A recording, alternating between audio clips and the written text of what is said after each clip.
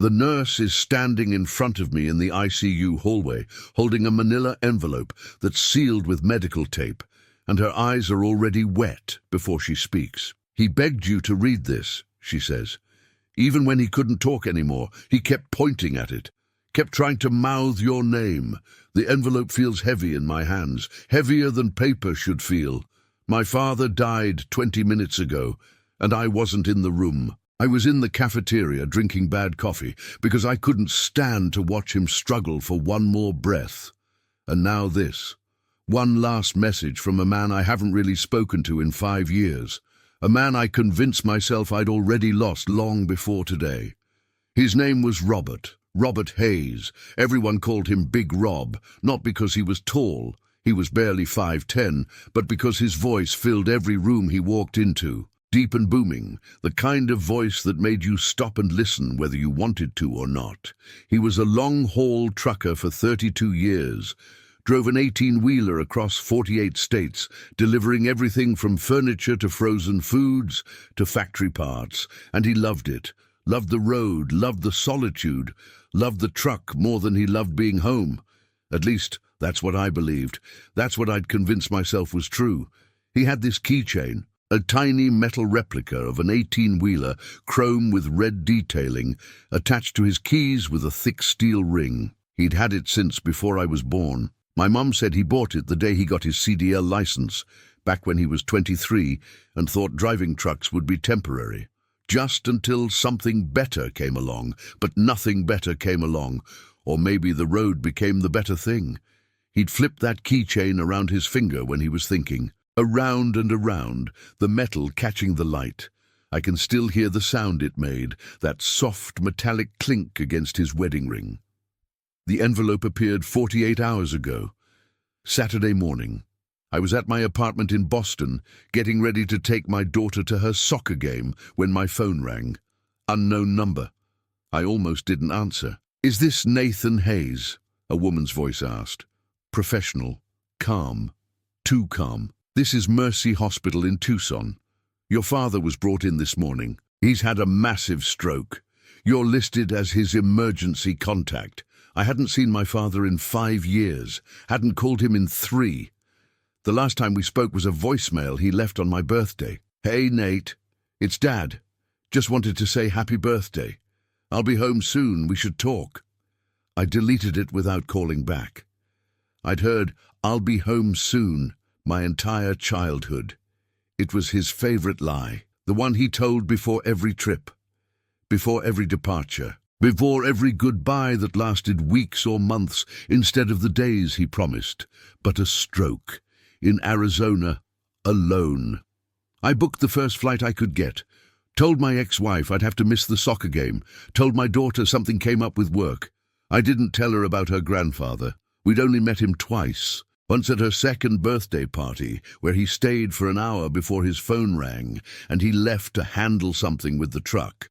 Once at Christmas 3 years ago, where he fell asleep on my couch watching football while she tried to show him the drawing she'd made for him.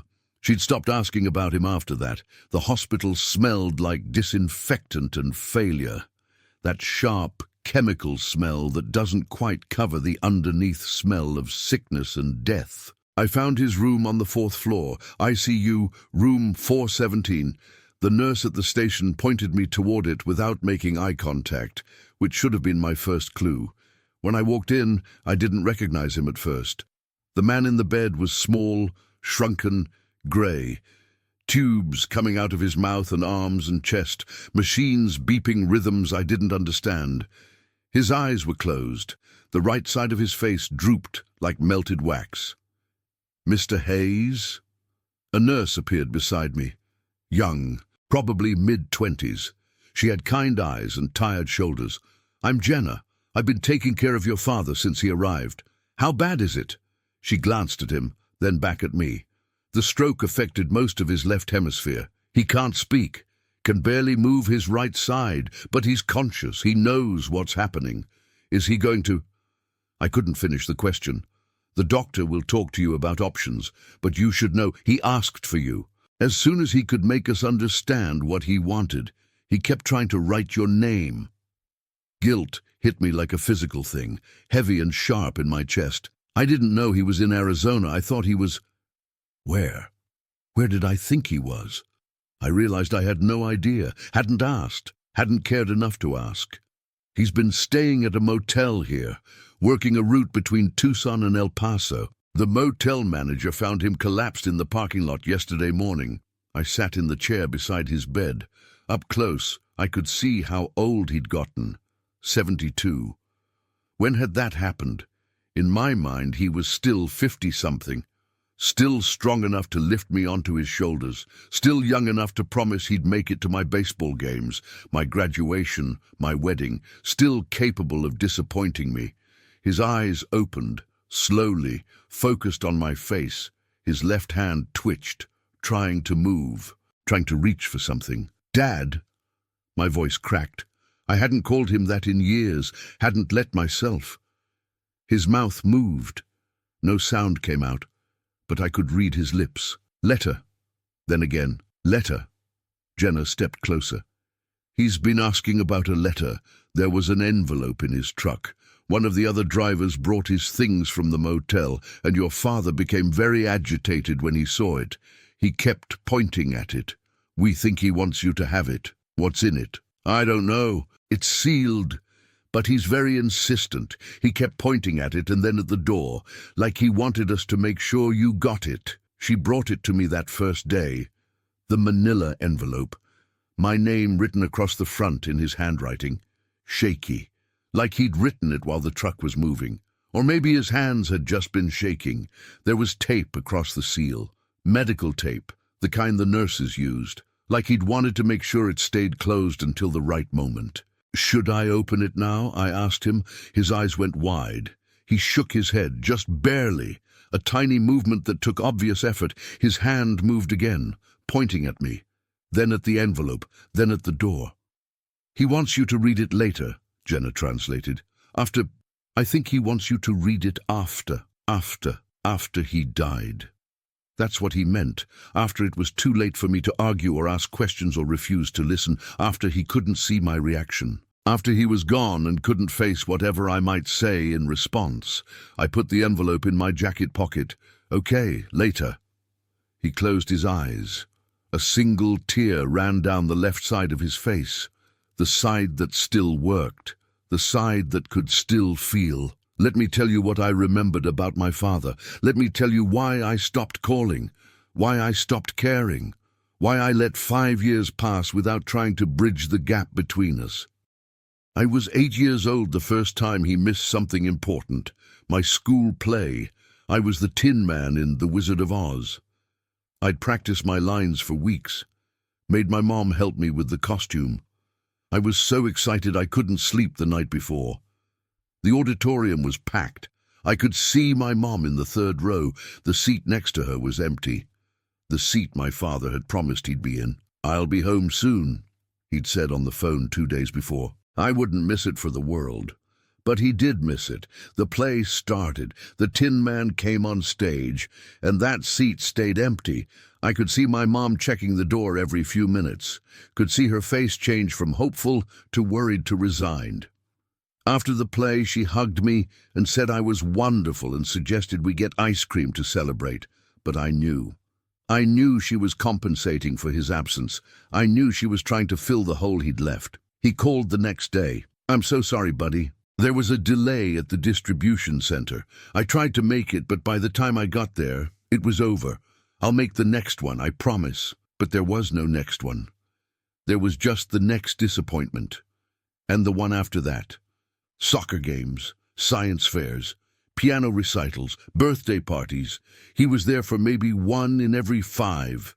And when he was there, he was distracted, checking his phone, talking about the next load, already gone before he left. My mom made excuses. "He's working hard to provide for us. The road is unpredictable. He loves you so much." But love felt like a word without meaning when it was used to justify absence. When it was supposed to make up for all the moments, he chose something else. When it was spoken like an apology instead of a promise. High school was worse. By then, I'd stopped expecting him. When he said he'd be at my football games, I didn't believe him. When he said he'd help me look at colleges, I made other plans. When he said, "I'll be home soon," I stopped waiting. I built a life that didn't require his presence, and I got good at it. So good that when he wasn't there, it almost didn't hurt anymore. Almost. The worst part was watching my mom, watching her defend him, watching her wait for him to come home, watching her set the table for 3 and then put away the 3rd plate when he called to say he'd be another week, another month, another lifetime. She never complained, never criticized him, never once admitted that maybe, just maybe, he was choosing the road over us. But I could see it in her eyes, the disappointment she tried to hide, the loneliness she pretended wasn't there. "Why does she stay?" I asked my grandmother once. I was 16, angry, done with pretending everything was fine. "Because she loves him," my grandmother said simply, "and because he needs to do this." Needs to? He wants to. There's a difference. Is there? She looked at me with those wise, tired eyes. Sometimes what we need and what we want look the same from the outside, but they're not. Not at all. I didn't understand what she meant. Didn't want to understand. I just wanted my father to be there, to choose us, to prove that we mattered more than whatever was on the other side of that highway. My mum got sick when I was 19. Cancer, ovarian, stage 3 by the time they found it. I was in college, called home in the middle of the semester. She was already in treatment, already losing her hair, already looking smaller and more fragile than I'd ever seen her. And my father, he was on the road. "I'm coming home," he said when I called to tell him. "I'll be there as soon as I finish this run." He made it home 2 weeks later. 2 weeks of my mother going to chemotherapy with me driving her because her husband was in Montana delivering office supplies. 2 weeks of her pretending she was fine while she threw up every morning and slept 16 hours a day. 2 weeks of me holding her hand and wondering why the man who claimed to love her wasn't there. When he finally arrived, he looked destroyed, like he'd aged 10 years in 2 weeks. He held my mother and cried, actually cried. I'd never seen him cry before. "I'm here," he said. "I'm here now." He stayed for 3 weeks, took her to appointments, made her soup, sat beside her bed reading to her while she slept, and I thought maybe this was it. Maybe he'd finally understood. Maybe he'd finally choose to stay. But then a call came, a big job, good money, 3-week haul to the West Coast. He hesitated. I saw him hesitate, saw him look at my mother, then at his phone, then back at my mother. "I need to take this," he said. "The money will help with the medical bills." "We have insurance," I said. "It's not enough. This job, it'll help." My mother touched his hand, smiled. That same smile she'd been giving him my entire life. The smile that said, "I understand," even when she shouldn't have to. "Go," she said. "We'll be fine." He went, and I hated him for it. Hated him with a burning, bottomless rage that I didn't know I was capable of. My mother was dying. We didn't know it yet, but she was.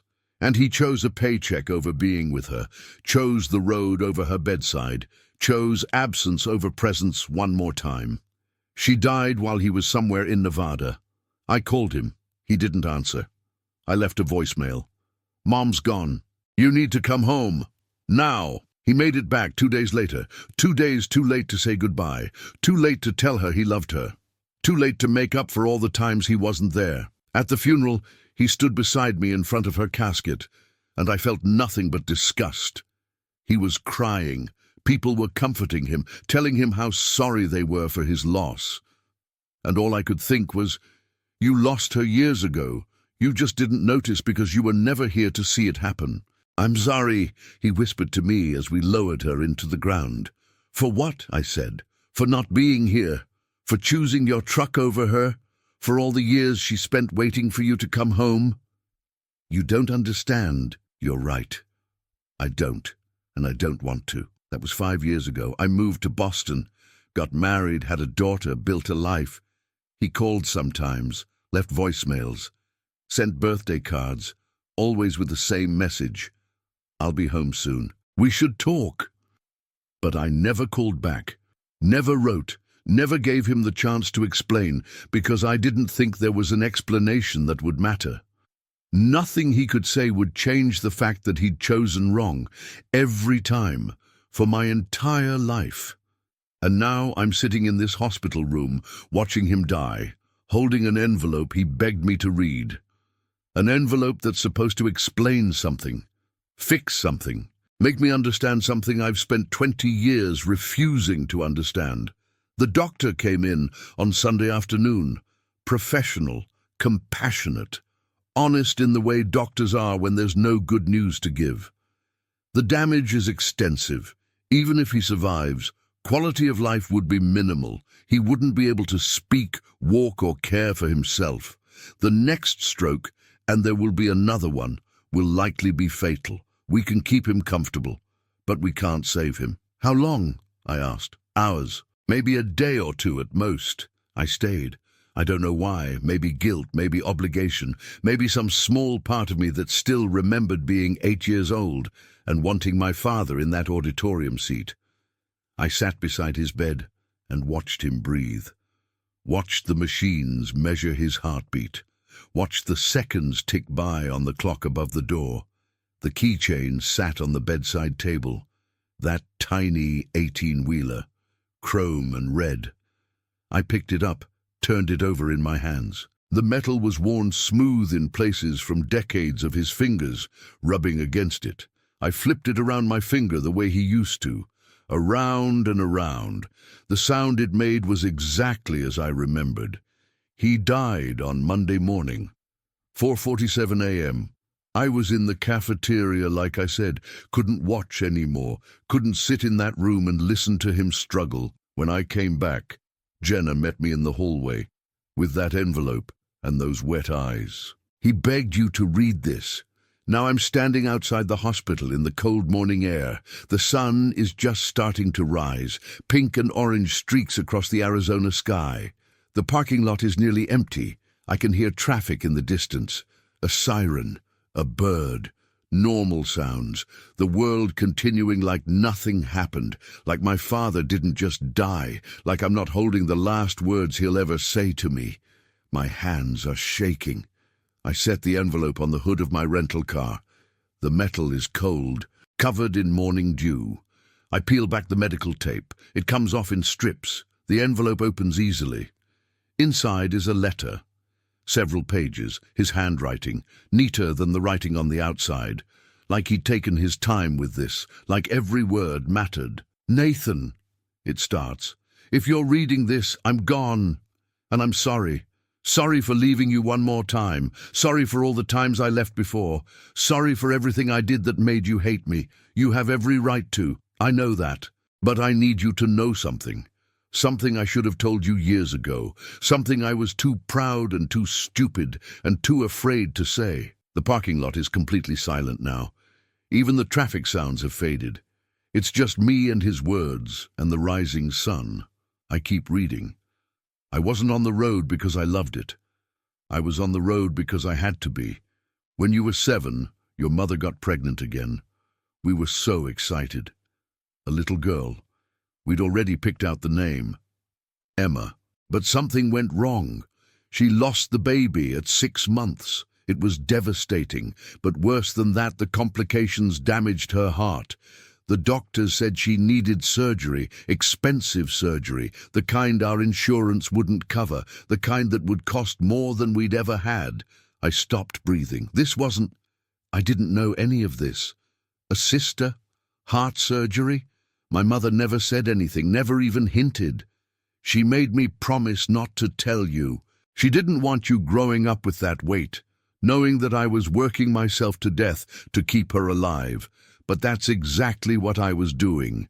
Every mile I drove, every load I took, every extra shift and holiday and midnight run. It was all for her, for the surgery, for the medications, for the treatments that kept coming even after the surgery. Because it wasn't just one surgery, it was 3. And then the heart condition got worse. And then there were specialists. and experimental treatments, and 100 other things that added up to more money than I could make working local routes. So I went long haul.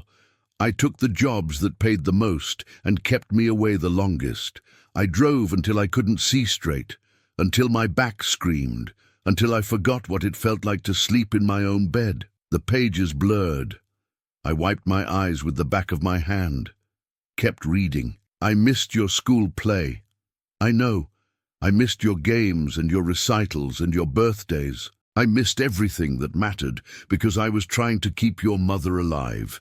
And it worked. For years. She had 15 more years because of that money. 15 years to see you grow up, to see you graduate, to hold you when you were hurt, to be there in all the ways I couldn't be. That was the trade, my presence for hers. And I'd make it again, every time, because you needed her more than you needed me. You needed a parent who was there. And she was. Because I made sure she could be. I had to stop reading, had to breathe, had to process what he was saying. My mother, dying slowly the entire time I was growing up. While I was angry at him for not being there, he was keeping her alive, keeping her with me, sacrificing everything so I wouldn't lose her too soon. The letter continued. When she got cancer, I was carrying the biggest debt of my life. The final surgery had cost more than we'd planned. We'd maxed out credit cards, taken out loans. I was drowning, but I couldn't tell you that. Couldn't tell you that the reason I wasn't there during her chemo was because I was working 16-hour days trying to pay for it, trying to keep us from losing the house, trying to make sure that when she got better, if she got better, she'd have somewhere to come home to. I thought I had time. Thought I could make the money and make it back before anything happened, but I was wrong. And she died. And you hate me for it. And I deserve that. My throat felt like it was closing, like I couldn't get enough air. I wanted to scream, wanted to hit something, wanted to go back in time and shake my younger self and tell him to shut up and listen and understand, but I couldn't. All I could do was keep reading. After she died, I paid off everything, every loan, every credit card, every medical bill. It took 3 more years, 3 years of driving and working and being alone. And then I started trying to reach out to you, but you didn't want to hear from me, and I understood. I destroyed our relationship to save hers, and it was worth it. Even if it means you hate me forever, even if it means I die alone in a hospital with you wishing you were anywhere else, because she got to be your mother. Really be your mother, present and alive and there, and that was always more important than me being your father. The final paragraph. I kept this keychain with me every single day for 32 years, and every time I looked at it I thought about you, about her, about the choice I made. The number 18, an 18-wheeler, it used to represent freedom to me, the road, the escape, but it became something else. It became a reminder. 18 years. That's how old you were when your mother died. 18 years she wouldn't have had without what I did. 18 years of her tucking you in and making you breakfast and cheering at your games. 18 years I gave her by giving up myself. I don't regret it. Not for a second. I love you, Nathan. I always have. I'm sorry I couldn't be there, but I'm not sorry for the reason why. I'll be home soon. Finally. Where your mother is. Tell your daughter her grandfather loved her, even though he barely knew her. Tell her that sometimes being a parent means sacrificing what you want for what they need, and tell her that every choice has a cost. I paid mine. Gladly. Oh, Dad.